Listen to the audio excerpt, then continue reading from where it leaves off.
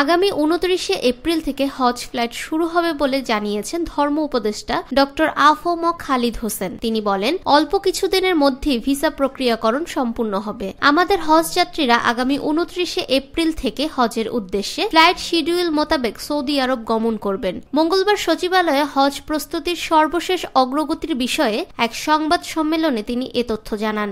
হজ যাত্রীরা আগামী 29 এপ্রিল হতে ধর্ম উপদেষ্টা বলেন, এবছর সরকারি মাধ্যমে নিবন্ধিত 5200 জন হজযাত্রীর জন্য আমরা সব ধরনের আনুষ্ঠানিকতা তথা মিনায় ও আরাফায় তাঁবু বরাদ্দ ও ক্যাটারিং সার্ভিস কোম্পানির সাথে, বাড়ি বা হোটেলের কর্তৃপক্ষের সাথে, পরিবহন কোম্পানির সাথে চুক্তি অনেক আগেই সম্পূর্ণ করেছি।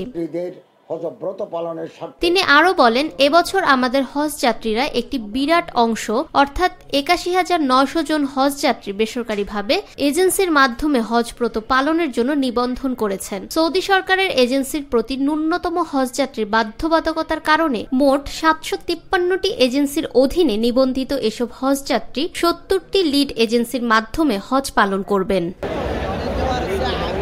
ফাহমিদা বিনতে আনোয়ার, নিরপেক্ষ নিউজ ডেস্ক, ঢাকা।